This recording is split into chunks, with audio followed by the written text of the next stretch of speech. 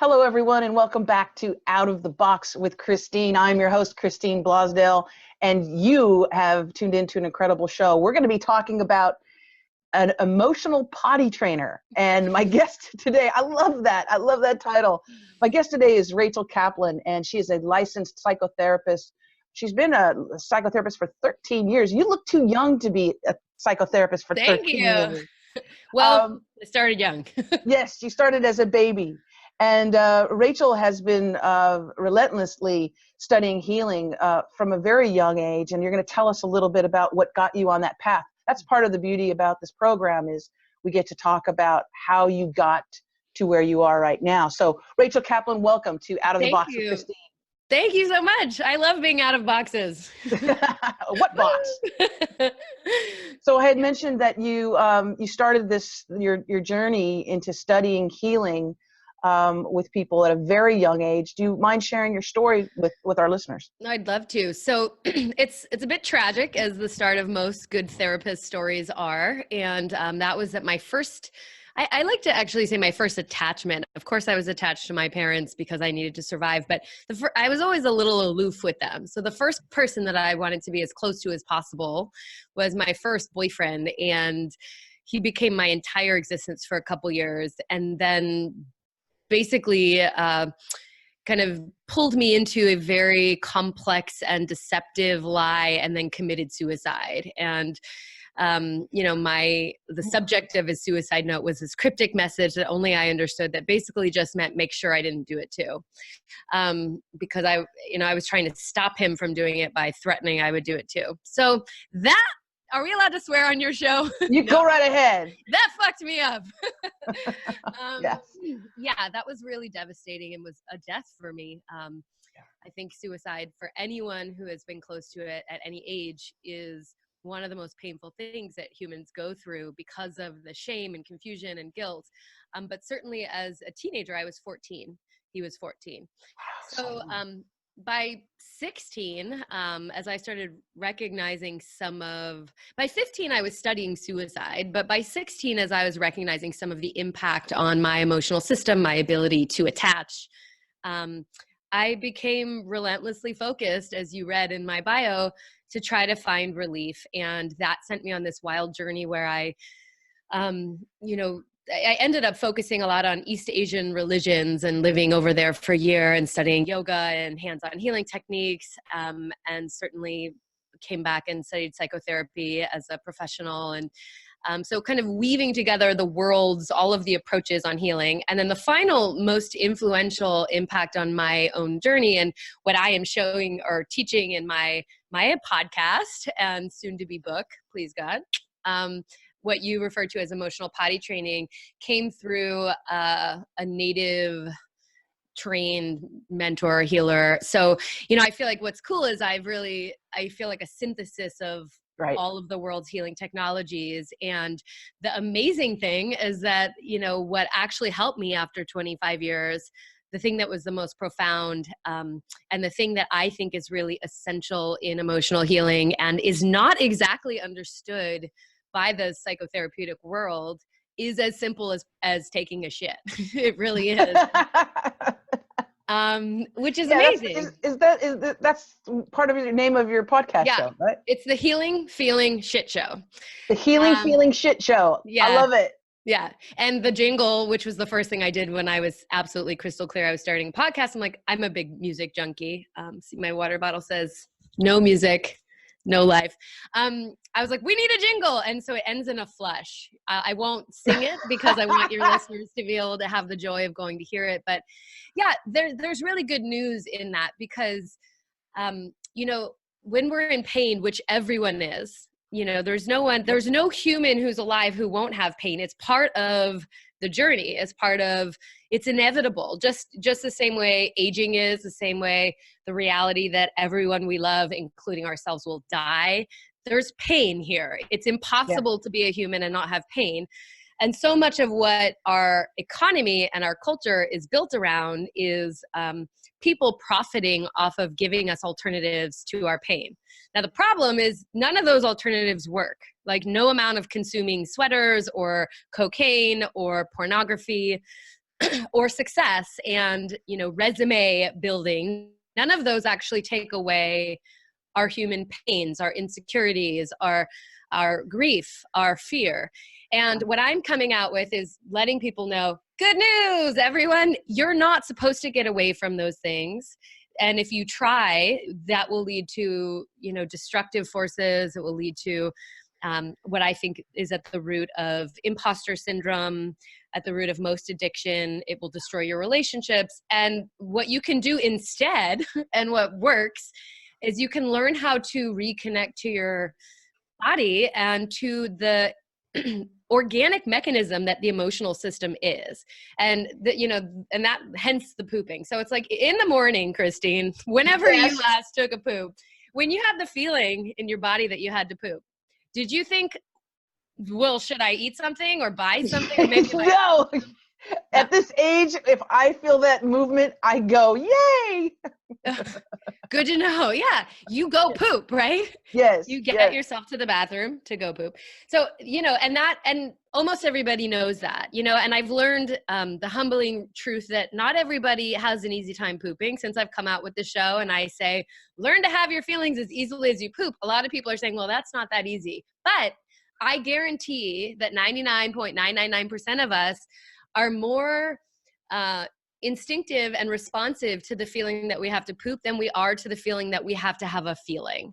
And so when people start to feel sad or mad or scared, they are much more likely to try to engage in one of these distraction mechanisms.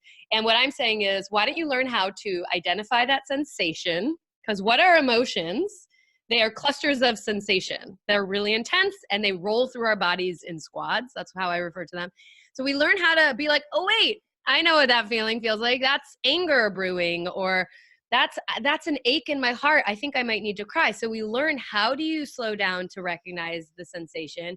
And then how do you start to create a strong enough connection to your sensations and your emotions that they move through you like a poop? And there's like a billion other great, ways that they correlate. Like, the last time you pooped, you probably didn't think to yourself, oh my God, I hope no one finds out I pooped again. I pooped yesterday. Like, that's so weak. I'm always Everybody pooping. poos. Exactly. But like, we don't feel that way when we cry, especially, God love the men who have been taught even more than women. Right. And I know that, gender is no longer but binary. They step it down because of culture, because of the cultures. Yeah. The pressure. So, so they can feel intensely ashamed. Most of us feel ashamed when we're feeling afraid or when we're feeling a lot of grief or a lot of insecurity. And so, this whole movement, the feelings movement, as I'm calling it, I'm really trying to reduce the shame around emotional pain. And part of my use of, potty humor and, it's like the logo is like my face and a shit, it's like, I'm fully going there. Every episode has a poop story of actual poop. Which, by the way, I might ask you if you have one before we part ways today, but sure. I'm saying let's reduce the shame and let's get really good at this. And let's not, let's get to a place where we don't have to look at each feeling and think that that's the truth or dig through it or feel like it identifies who we are as a person, but we just have this fluid system where we know how to have our feelings. And to me, I think that doing that, reinstating that in our bodies, because it is organic, ideally we would have had it, is what leads to emotional resilience, which I think is better than happy. It's like knowing that whatever life throws at me, I can handle it because I can move my feelings through me like a poop. And that's how people get to be who they actually are versus just trying to like fit the norms. So that's why I'm an emotional potty trainer. I love it. I love it. Well, it's a great analogy. And isn't it interesting that when some of us, when we have emotions, when we are sad, when we cry, when we're overwhelmed with life, what's being thrown at us, if we feel like we're going to cry, a lot of people say, I'm sorry. They apologize. Right. I'm sorry. Yeah. I'm sorry. I'm sorry. And I always, whenever someone does that in my presence, I'm like, you have nothing to be sorry about. Yeah. Let it out, express it. Right. Because isn't that what we're looking at with so many, just look at the outside world for a split second, then we'll come back in here. Sure. When you see, some rage or anger or, homophobia or racism and things like that, that is a lot of repressed also from years and years and years, repressed fear, anger, hurt.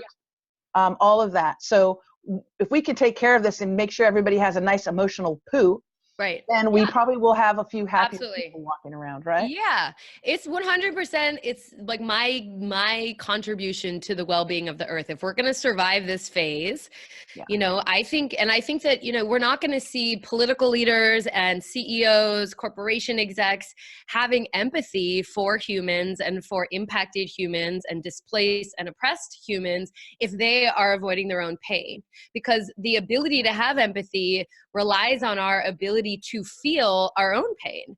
And so I think that real transformation, and everyone has anger. I think anger is a good example because it's the most taboo, even in the therapeutic world. When you hear about anger work in the psychological industry, which is 100% an industry, it's good to remember that.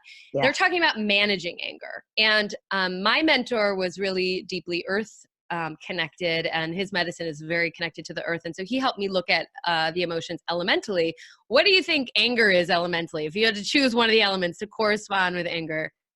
Fire? Yeah, absolutely. Fire. And so let's look at, managing fire. Do we just contain and repress and compress fire? What would happen? It's like it explodes. And that's what we see in our world. We see it people on each other. We see it with angry drivers. We see it horrifically with all these shootings. And so, but the solution is not trying to make people not have anger, especially, when it becomes so volatile and dangerous, it's because there's such a backlog that's been repressed. And so instead, an example of how I would work with people and how it's slightly different than what you might do with your average therapist is teaching people, how do you have a little anger tantrum in a safe way that's contained? Because if we use fire in our lives every moment, oftentimes without awareness, but electricity, driving cars, even solar or electric cars, cooking, it's like fire is good, but it is dangerous. And so we need to be caring and cautious. And so if you're going to have a fire in your house, you're going to put it in a fireplace, or if you're in the wild, a fire pit. So we want to contain the anger, but then we need to let it go. So I'm teaching people, how do you have little tantrums? So that can be anything from screaming into a pillow carefully, squeezing pillows, hitting the bed with a towel. And the best one, the most effective and satisfying one, but not most convenient and a little bit dangerous and also maybe illegal. So everyone's been warned. You didn't hear it from me. Okay. But is going out into the woods and actually using an axe, if you're comfortable and safe with an axe, to chop dead wood. And so I've taken dozens of clients out into the wild with axes, so that they have that feeling in their body of, how do you connect to the hate you carry and the fear and for most people, they feel rage. the rage, mostly acutely toward themselves. People, like self-criticism. It's like how to externalize that through this incredibly physical act of destruction that doesn't hurt anybody. Like even in the woods, you're composting something that's dead. It's safe. Right. So it's like, and then as you do that over time, you lessen your backlog of like explosive materials inside you. And then anger can become what it's meant to be, which is a signal that something is not okay, a signal that your boundary is being crossed. When you can get rid of the backlog, it's really important. Just like fear is a really important signal of danger, but not if we're so terrified because we've never felt safe in our life that we're afraid all the time. We'll never get the message that emotion is supposed to bring us, right? Evolutionarily when we have a backlog. So this is all about like, move out your backlog of shit, guys. Take a laxative. Yeah. Get an axe.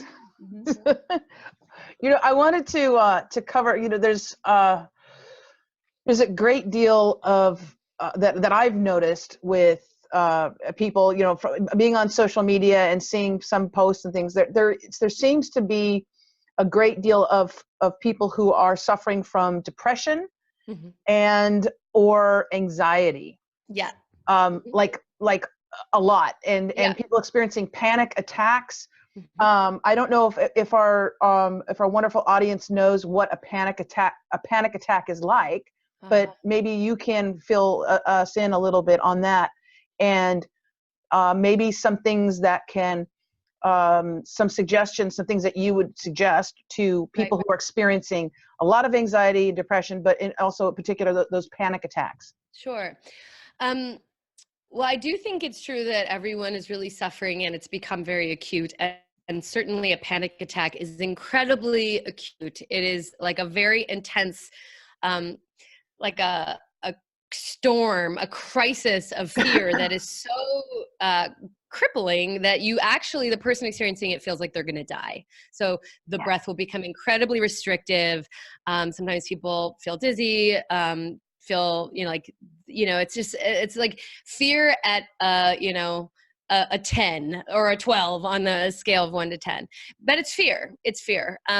And depression is a little different. There's different definitions of it, but what I think of when, people talk about being depressed, and when I say depressed, what I'm thinking of is like someone who's lacking motivation, someone who has a low grade level of disinterest in life, unhappiness, but there's not a lot of emotion to it. Usually it's depression is like a layer of numbness versus someone being really sad. Like if you see someone who's actively grieving, whether a breakup or a death, or in moments of acute sadness, it's very enlivening. That person does not feel dead. That person does not feel numb, and would probably not describe the experience as depression.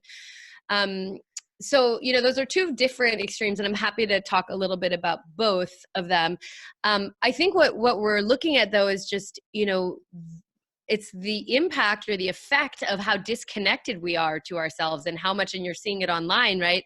Part of what's happening is, everyone is engaging more with their computers and their social media feeds than maybe their bodies or the earth. We're all working insane hours, myself included, to try to survive these expensive lifestyles that we have. Even just rent these days is like nearly impossible. And so there's just a general imbalance, not to mention what's happening in our country politically. And so I think that almost nobody's system is balanced because we're living within a system where there's a lot of sickness. Now, I don't think that means that there isn't amazing, really inspiring, really healing activism, connection.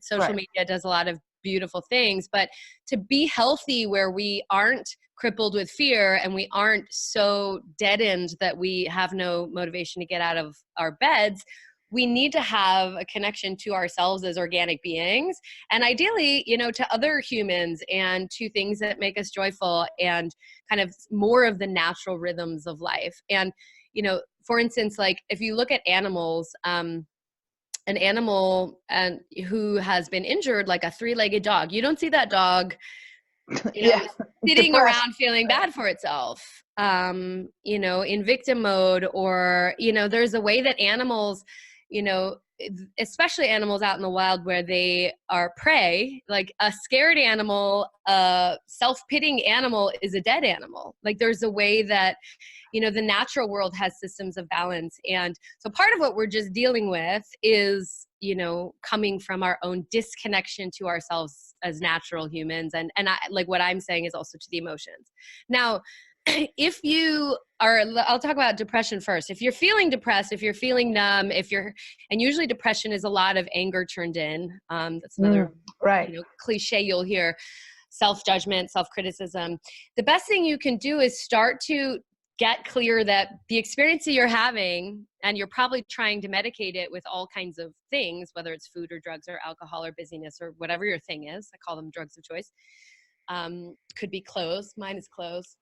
Anyway, whatever your thing is, you try to medicate your hard feelings with those things, and it's not working. That's why you feel so shitty. And so what I would say to the person who's experiencing that fog or that heaviness is, what about if you give yourself credit, you tried everything you knew to try, and instead start to move toward or turn toward your pain and start to get really curious about, what are you grieving about? What are you sad about? How is your heart broken?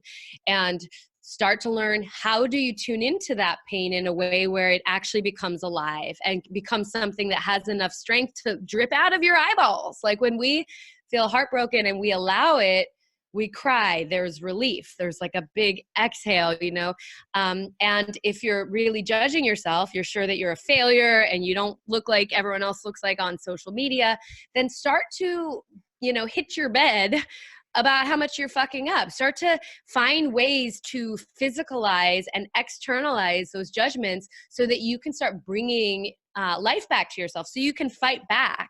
And eventually, if you do this healing work, you'll start to not just be mad at yourself. You'll start to be able to recognize some of the external forces, which might look like victimization, but it's actually a powerful step in the process of reclaiming your life. That shit happened to you. It wasn't all your fault. And you need to now deal with the pain, because nobody can poop for you and nobody can move your pain for you, not even the best therapist.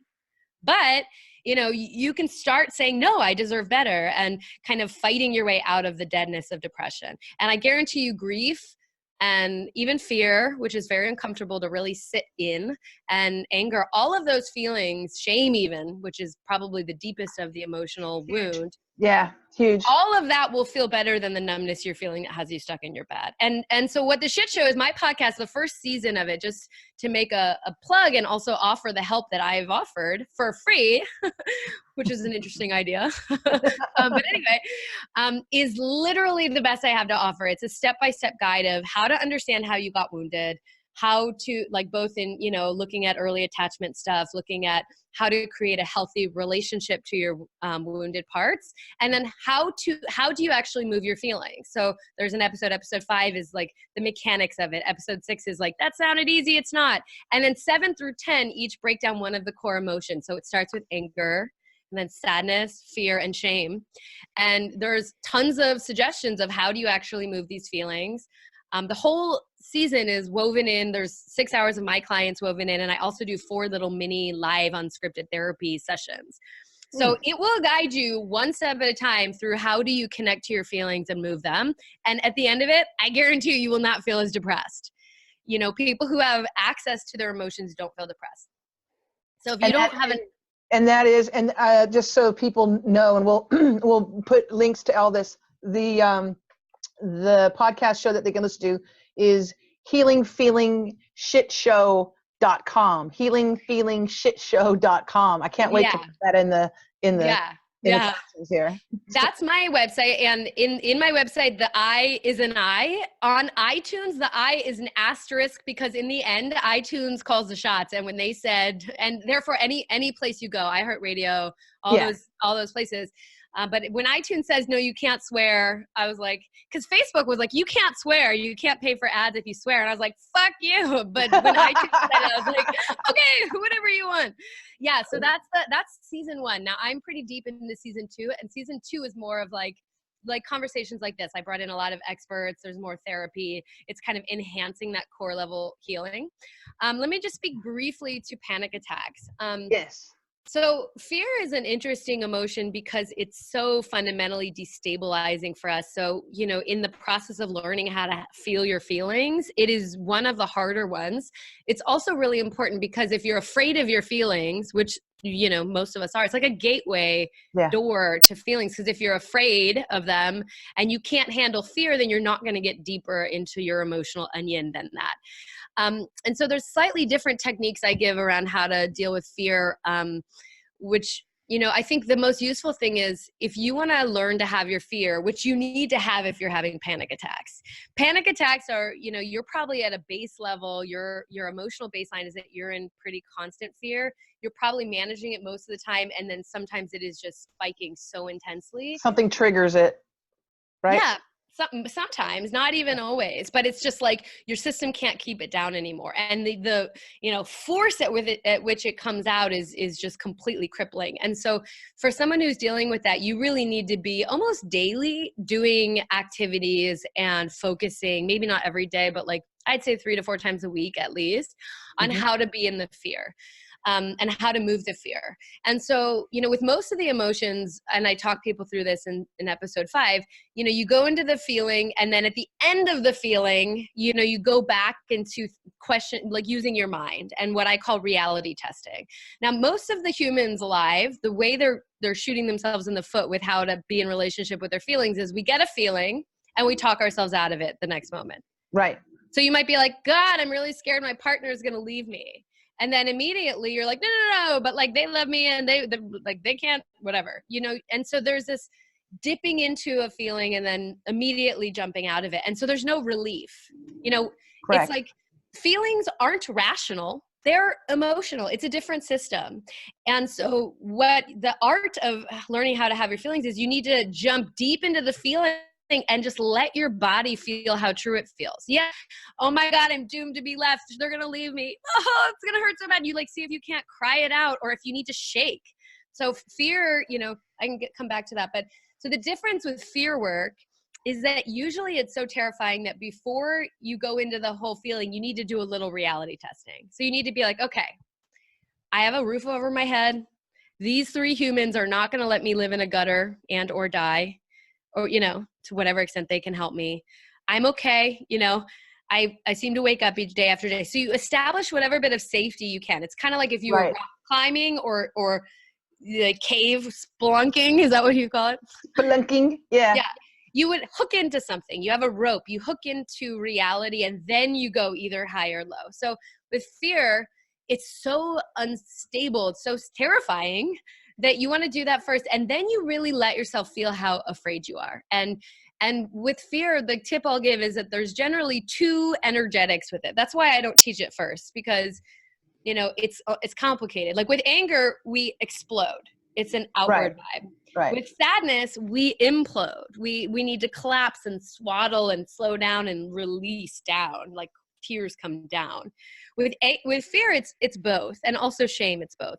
So with fear, if you're really feeling afraid, or if you're experiencing panic attacks and you're trying to connect into your fear, you would want to look at, okay, do I feel like helpless and hopeless and like I want to be swaddled and held and soothed? Do I feel paralyzed?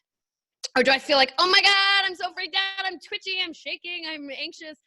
And depending on what you have a feeling of, you would either do something frenetic, so like turning on weird music or loud music, and doing really twitchy movements, erratic movements, like, you know, or shaking, jumping. That's what animals do when they. I've heard that. I've heard that before. It's dispelling. Like physical movement, like shaking it off. Yeah, exactly. That's what animals do. As soon as they're safe, well, they actually do both, but as soon as they outrun the predator, let's say, and they're really safe, they'll shake, they release the trauma, and then they go about their business. If it becomes so bad that they can't outrun the predator, then they often will play dead. And I think scientists actually think that they shut down the nervous system in a way so that if they are going to be eaten, they don't feel as much pain. And so that's what you see in people. People either are paralyzed and deadened by their fear, or they feel like really agitated. And so you want to follow the energy. And then notice sometimes when you're working with fear and trying to move your fear, suddenly you might want to cry. Suddenly you might get a much softer feeling come up, and so you want to tune into that. And so again, this sounds very complex, and it is a bit, but I have laid out the steps one step at a time. And so it's really about, you know, the hidden, most basic art, and like the thing that is so unnatural for us, but becomes natural when you get good at this and you get committed to this, is that it's basically, instead of trying to escape our pain, we are trying to turn toward and care for and move our pain, not believe it, not like make a shrine to it and victimize ourselves around it, but learn how to be with it so that it can do its thing, which is to move out of us. Right. And with that, and this leads to the next question, because a lot of those panic attacks, anxiety, fears, and things like that, they're formulated, are they not, a lot of times in childhood? And those emotional traumas, those wounds that we get when we're children, core wounds. Obviously they'll carry into our adulthood unless we have a way of dealing with them. Absolutely. Yeah. But let's talk about that, because I'm sure a great deal of your clients and patients that you work with are dealing with, maybe it's on a subconscious level, that they're not even aware that something happened to them when they were, really young. But it does, a lot of times it comes back to their childhood, correct? Absolutely. Everyone. Yeah. I mean, the deal is we're animals also. And, at some point deep in our biology, not so far back, people were living tribally. They were living in connection to the earth. And it was rough. There was no Uber Eats. And so therefore, wired into us is a sense of like needing community, needing connection. And if that sounds too far off or woo, just think about an infant. An infant is so completely helpless that if they don't have their caregiver right there doting on them and feeding them and keeping them warm and helping them, they will die. And so all of us, from the earliest age where we were here, and we were just nervous systems in skin. Like we didn't have thoughts. We couldn't like rationalize things. We were just so sensitive and so aware at a body level that we needed someone to care for us. And so, I say that the way core wounds come to be is that, what we start to do is we start to study what makes me lose connection to mom or dad or the caregiver if it's not mom or dad. And if every time you cry, your mom or dad gets glossy or leaves, or, if every time as kids become more vocal and expressive, if every time you walk on your toes, if you're a little boy, or if every time, you assert yourself or your needs, your parent starts, let's say being critical or reserved at the best, at the worst, it's like being abusive or neglectful. You will learn as a biological organism that's interested in surviving how to not be that way. And so what we do in those early years is we basically are wired to take the parts of us that we feel are threatening to our attachment and try to push them down into what I call the emotional basement. Right. And try to, not be that way. We're just organically wired that way. And then the other most fascinating thing about this is that, if you think about a child who's dependent on parents that aren't necessarily providing safety or security, it's like, what is better for that child to recognize? Are they going to be like, oh shit, here I am on planet Earth. I'm dependent on these schmoes and they're beating me. And I'm in an unsafe world. Or is it more adaptive to think, oh man, every once in a while, this person hits me and I must be doing something really bad and I better figure out how to be good so that doesn't happen. What do you think? Yeah, it's like B. And so what that looks like is that we all blame ourselves because it's actually a more adaptive way to perceive things when we're vulnerable, is to think that we have control. It's a false sense of agency that makes it tolerable to be so vulnerable, right? And so what that looks like is people are walking around with partitioned aspects of themselves that they are trying to deny, and they feel horrifically at fault for them. So these core wounds, what you're speaking of is the sense that we have, and it's bone deep. It's not a belief. It's not a belief the way we use the word belief. When we say belief, it's like you think of a construct mentally that can change. This is like, we fear that deep down, if anyone knew us well enough, they will know this truth about us, that we're unlovable, that we're not enough, that we're too much. Repeat that again, because I think that needs to be really clear to people. Yeah. If you don't mind. Yeah. So at a bone deep level, based on attachment, the need to be close to our caregivers, the need to feel like we are safe, we have partitioned aspects of ourselves and hidden aspects of ourselves. And we feel like to blame for those. We feel like those aspects of ourselves make us unlovable in some way, whether it's too much, not enough, we're dumb, we're a sissy, we're weak, we're, whatever the truth is. And when you're looking for what your core wound is, what that story is, which is in episode 2 and 3 for me, you want to look in simple language, because you were a kid. It was like, I was gross. I was bad. It's not fancy. If you're in fancy talk, you're in your head. So if you're trying to figure out why you feel unlovable, you want to get really simple, really body connected. And absolutely, those core wounds are at the root of all of the problems we're talking about, at all of the addictions. And so the whole journey that I'm leading people on is, how do you find those parts of you in your basement? Yeah. How do you understand that they aren't actually true and earn for yourself? That's the thing. It's not a mental thing. Like, I could tell you that, oh, you're not really bad, you just feel bad. But until you earn that, like, I remember the moment where I got that, it was like amazing. It's like when you get that from inside, that it was an injury, that it was a feeling versus the truth, it will change your whole life. So I help people find those parts and learn how do you establish a relationship where instead of being hidden, they become the VIP part of your life. And you learn how to take care of them the way you would a child. You learn how to give compassion, how to tune into who do they actually like in your life and who actually gives them panic attacks. It's like, and how to create and craft your life in a way where that part of you starts getting included. And one of the steps is doing this emotional potty training work where you start to flush out the backlog. But it's not just that. It's like, that's the most important part in some way. Like, you're not going to heal if you don't do that, because that part has so much pain. But there's a lot of more practical steps that you're taking around just how you're living your life. But you're giving attention and care to these parts. And what we know, and we know this in every way, we know this in, the therapeutic industry or in that world, it's like in the Gestalt world, which is one of my first trainings, they said this statement that's contact is curative. Like, if you pay attention to a child or your partner or your client, it's like, it feels good. It heals us. And so if you spend all this time caring and connecting with the part of you in pain, guess what? It starts to feel worthy of love, and they heal. And then we don't have these hidden parts of us in the basement. And then we get to shape our lives around who are we really, and we can come out of the bad marriage or the job that doesn't really suit us, or reclaim the beauty of our vulnerability and our ability to cry. It's amazing. So yes, I hope that was good. Yes, that was perfect. That was exactly what I was looking at. And especially the way that we stuff things down and build those heart walls as well, because we don't want to be hurt. The pain is so, the pain can feel so great. And sometimes too, that those stories that we have, that were handed down to us a lot of times. Absolutely. Feeling not worthy of love, not worthy of being cared about, not smart enough, not cute enough, whatever.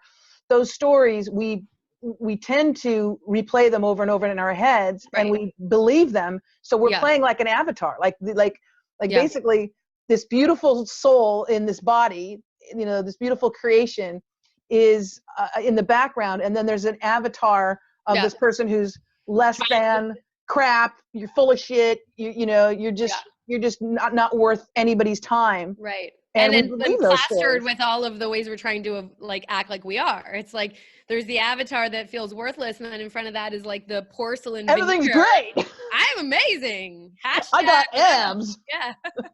Exactly. And then we escape the pain through drugs, through alcohol.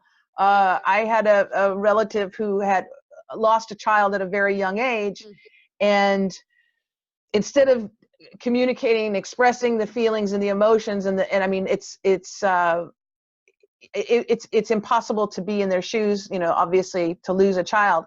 But instead of dealing with those emotions, what this person did was stuff them down with lots of food.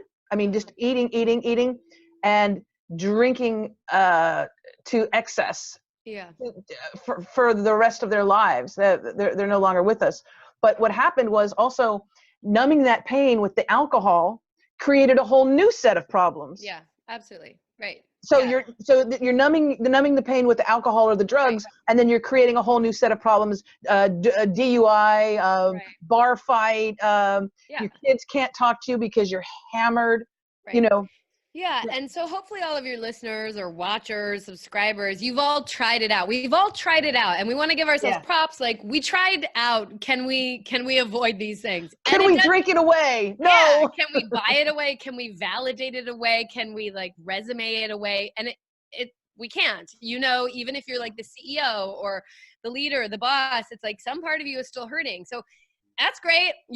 Makes you a human. And why don't you try this other thing that actually works? It actually works. It just works. Just like sweating works to cool the body. Just like, I don't know what other, like when we get a cut, our bodies generally, when we're healthy, know how to heal ourselves, and we don't have to do much. It's like you can get your organic emotional system to return to a place where it will regulate you, and you get to be who you are and deal with pain well, and it will work.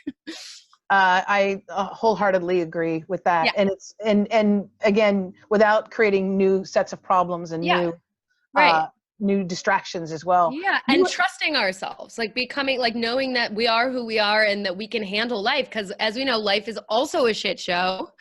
Yeah. you know, and it's Can not be, yeah. easy. No, but it is, like, it always is at some level, right? It certainly is right now.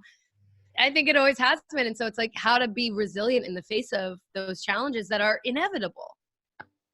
Okay, now Rachel, you, from my understanding too, you have some specific steps that people can take to possibly help overcome some of those childhood traumas that they've experienced. Absolutely. Want to share some? Yeah, so I think what you're referring to is the 5 steps toward creating a healing relationship with the core wounded part that I was just talking about. And again, not to keep bringing up my podcast, but this is also in episode 3. But basically, the first one is getting curious. It's curiosity. Who do you have in the basement? And you can think about what were the things that you thought your parents valued. If you had siblings, how did you compare yourself to them? It's like really understanding what messages or stories you have internalized about what makes you a piece of shit or not enough. So you need to, Right. it is useful to know what's in there, and because it helps you find where you're holding that shame or that self-loathing. So curiosity is step 1.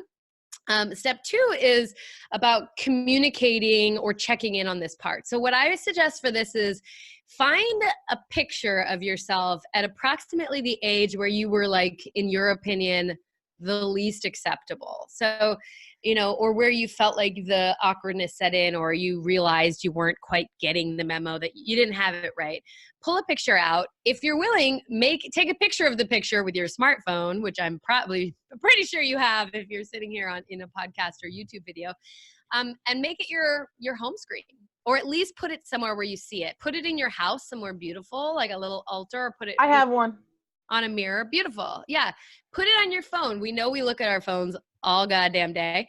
And when you see that photo, see if you can't, like, look for the beauty and the innocence of that part. Say hi to it. And so one thing is you're just bringing that part of you to mind, to front and center, to your awareness.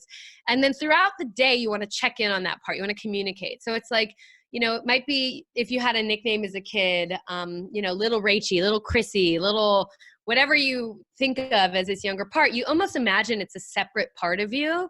And you would, when you wake up in the morning, say hi, good morning, how are you feeling today? And really listen. Like, is this a tender day? Is this a scared day? Is this a sad day? Is this a happy day? When you're going to feed yourself, what is the little part of you want? When you're making any plans, like you start to actually connect and talk to her or him or them or whatever you identify as. And start that building a relationship where you're actually in communication. So that's step 2. Step 3 is about care, and I kind of just reference it, but it's about starting to make choices based on what they actually want and need. So versus bullying them around, versus hiding them, versus trying to compensate or cover them, when we start to actually give them what they want and need. So care. Or like And that. that's at the heart of this work. Like, a lot of times once people start trying to have their feelings, they approach it the way they approach everything else, which is like they're doomed to do it wrong and they have to get it right. So it's almost exploitative. Like, Right. they've been trying to not feel pain their whole life, and now they're like, damn it, feel it. It's like, that doesn't work. This is really about caring for this soft part of ourselves, not making it perform. So the fourth one, despite what I just said, is it's connecting to the pain. And that's where the entire emotional potty training course comes in. And I actually am leading a course, which I'll tell you about in a minute, or after this step work. But it's really about, like, clearing out the backlog of the pain for the part that's in pain. And so that's like, building time into your schedule, just like you would go to the gym, or you would go to the library, or you would go to work, or you would spend time with a friend, where you're actually trying out, exploring these methods of how to connect and move the pain so that you can start lessening what that part is carrying. So that's huge. And then the last one, you know what? I see that there are 6 here. Maybe I found one. Yeah. Well, the last part is about testing yourself. And there's like two aspects of it. So it could be, step 5 is either testing yourself and actualizing yourself, or testing yourself. So what happens is we're pretty sure that we're going to lose love if we expose this part of us. What makes us unlovable? We think that if our boss saw, if our new honey pie saw, that they'll leave us, that our life will fall apart. And so as you start to integrate these parts into you and get strong enough to actually embody them, part of what you're doing is looking for little tests of whether or not your life falls apart, and looking for ways to internalize your strength, to like actually celebrate the wins, so that you start to come into present time with who you actually are versus who you thought you were as a little child. Oh, I like that. And to feel more resilience in your life. And there's a lot that it can be a complicated step in the work. My mentor talks about it as being laboratory. I talk about it as being these self-tests, but you actually can set up these things that you practice each week where you're supporting yourself coming into some goal. Like maybe it's like speaking up in a work meeting. Like you've never been able to share your voice. You feel really disempowered or not enough. It's like you have a goal, you practice it in this certain way, let's say every week, you get really strong, you support yourself emotionally, you try it out, and then afterwards you process emotionally how it went. And you keep trying it week after week, and you keep testing yourself. And then when it goes well, you're really trying to internalize, wow, look what the risk I took and it worked. And that's how people kind of become who they are. And then the last half step is really about actualizing who you really are. And I think of all the great weirdos like Bowie. I don't know. I always think of Bowie with this, or like, anyone who was just out of the box, like you are helping people. It's like the people who really impact the world are not just following along with the scripts. They're being weird and wonderful. And they feel strong enough to be who they are, and they're bringing something new. And that's like the kind of the end result of, healing these wounded, not enough parts as we become exactly who we are. And usually I think there's a lot of gift and strength and service that naturally comes forth, whether it's just you do something beautifully or you become useful for the other people who had to overcome similar stuff as you. It's like that's key. That's one of my favorite things. When I book guests as well, or when I go and listen to speakers, it's not just so much the, I was born poor and now I'm a multimillionaire kind of speaking thing, but it's showing the human factor, and it's showing like, I used to be like this. Right.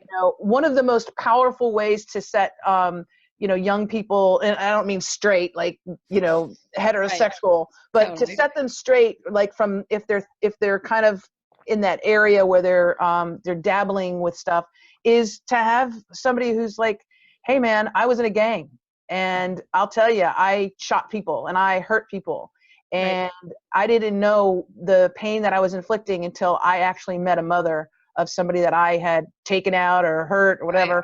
And now they're using their life to get kids to not take that path.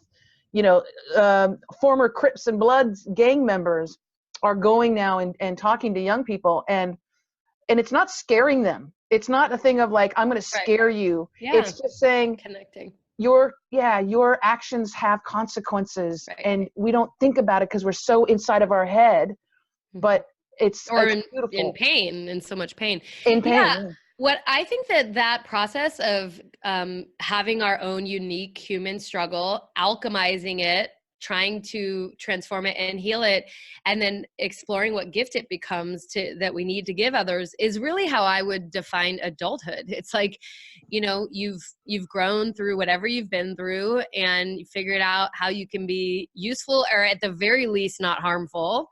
And you start serving the whole with your own suffering. And, that we didn't meet at the New Media Summit. I found out about you through this network of entrepreneurs who are doing this purpose-driven work. But it was just the first time I went, so striking to me about how everyone's offering is inherently connected to what they've grown through. And I think it's a beautiful element of being alive and getting past just ourselves. And it happened for me very organically. I was not even a podcast person.